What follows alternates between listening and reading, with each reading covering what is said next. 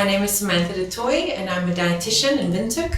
And today I've got Cherol here with me, and we're going to go through what a consultation is like with a dietitian.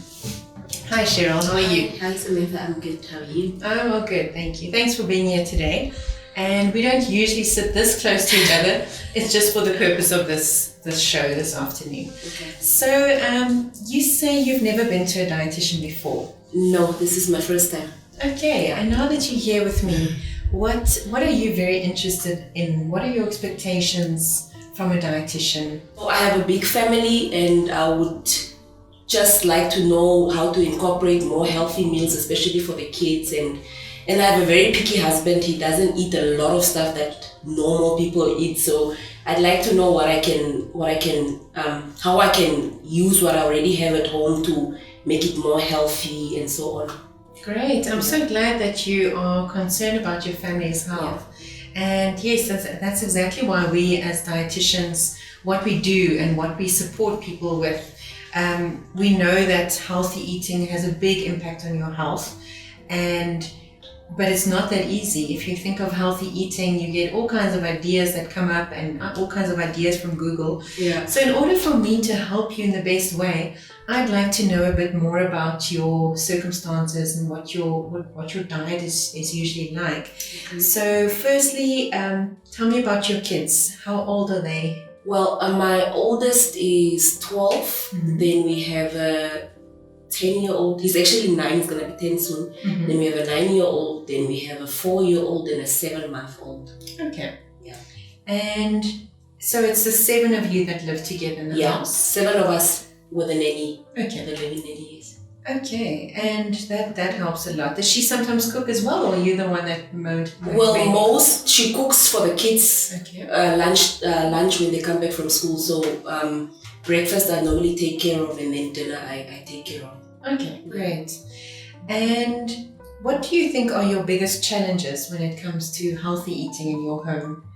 Healthy eating, I think it's not necessarily a challenge, but it's just where some people in my family don't eat a certain thing. Like the kids are very picky. Mm-hmm. You know, if I make oats in the morning, for instance, then one doesn't want to eat that, or another wants to eat something else. Or like at dinner with my husband, he doesn't eat mushrooms, he doesn't eat avocados, he doesn't eat cauliflower, broccoli, that type of thing. So it's always difficult trying to incorporate like veggies and that kind of thing into the meal. Yes. So that's my biggest challenge. Yeah. Tell me about the types of foods that you mostly eat as a family that you know everyone definitely does eat. If you can tell me, from morning time till evening, give me more or less an idea. Okay. So in the morning, we'll do oats. But my 12-year-old had an issue with oats the entire time, so I had to find different ways. Like I'll add yogurt and fruit and honey for her and so on. Okay. So she had an issue with that, but now I think we are all fine. My husband doesn't eat oats, by the way. Okay. So for him, I'll maybe make a French toast or scrambled eggs or an English breakfast or something like that. And then the kids, on days where I'm quite lazy, the kids will have maybe cornflakes with milk and sugar, something like that. Or they'll have sandwiches, maybe grilled cheese sandwiches or porridge, like that soft porridge, something like that. Yeah. Great.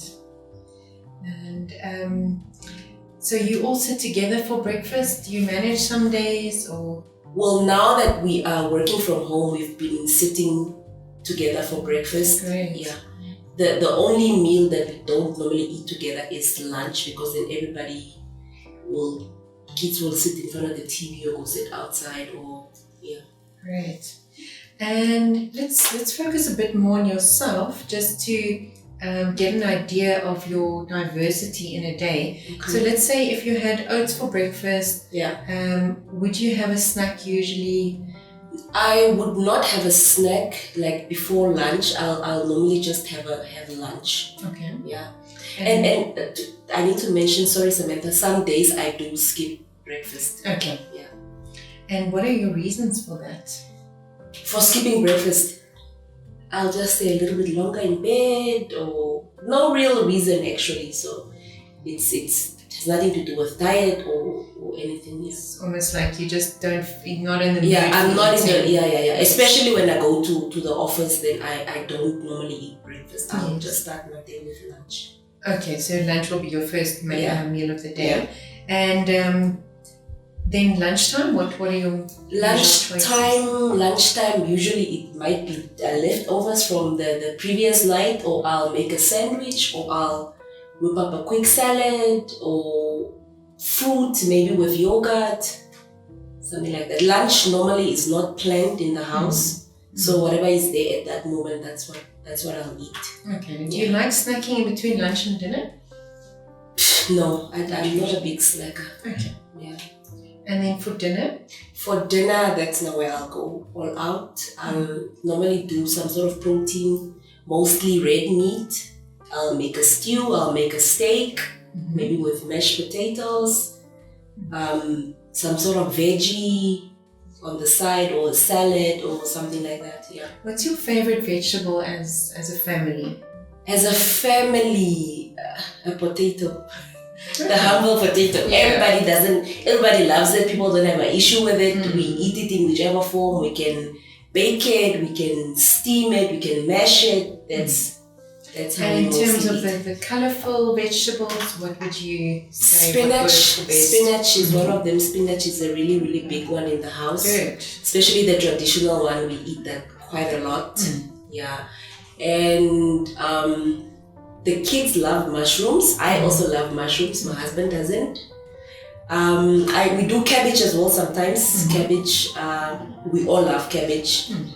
Yeah, so that's tomatoes, we make normally a salsa, or maybe grill them and have them with steak, or something like that. Yeah. Okay, great. And if you think of your daily diet, what you've just described to me, is there anything that concerns you in terms of health and optimal health? Yes. First, the issue of skipping breakfast. I don't know if that's very healthy. So if we can maybe discuss that. Yes. And then second, lunch. I don't know if I'm so concerned with lunch, because I feel like I do eat an okay lunch, either leftovers or a salad or fruit or whatever. And then dinner is just to incorporate more vegetables, more, not just food that's based around the protein, because that's very big in the house. Like we don't have meals that are just veggie meals or something like that. So for dinner, something that is just not focused around meat, something where we can incorporate more veggies, make a veggie stew, or something like that. Yeah. So you know that vegetables are important. Yes. But you struggle to implement that in the household. Yeah. Okay. And it's mostly because, not that I don't know how to prepare them or anything. It's mostly just because the people are very, very picky. Like everybody's so picky in my house, so it's difficult to incorporate that. I'd rather just make something that everybody likes to eat and get it over and done with, than cleaning up plates that people are not done eating, or they've left some veggies or whatever. That's right. Yeah.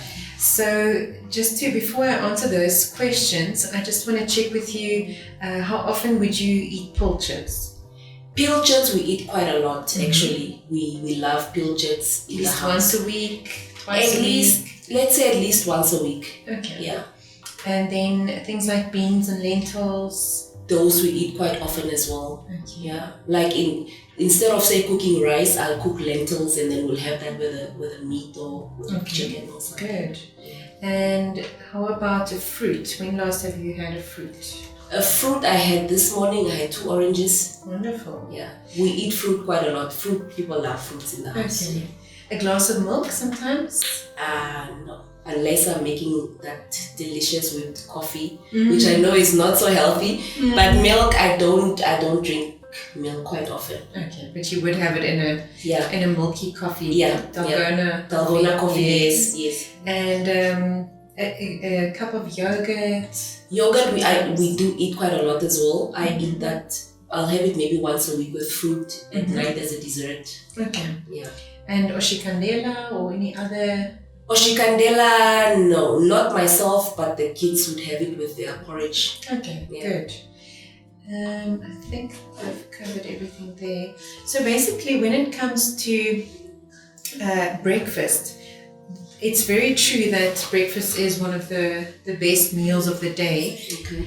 In terms of it helps to get your metabolism going for the day, and it's also a very good opportunity to include foods that you don't usually eat the rest of the day. For example, some people struggle with fruit, so it's actually a good time for them to have some fruit in the mornings, or like you having your oats is excellent because you're getting some whole grain carbohydrates in that fiber that you need from it. But some days, if you're not feeling in the mood to eat, or you're just in a hurry and you don't have time for breakfast, it's okay to eat a little bit later that morning. The problem comes in when we skip breakfast and we eat very late, and you tend to feel starving by lunch. That can be problematic because then I do find that I eat, like I overeat a bit if I did not eat breakfast. Yeah, because you feel extra hungry and now you want to eat like a bigger meal instead of just a normal meal that you would have. That's right. And instead of eating slowly and mindfully and healthily, we tend to kind of grab whatever's the easiest and the what tastes the best.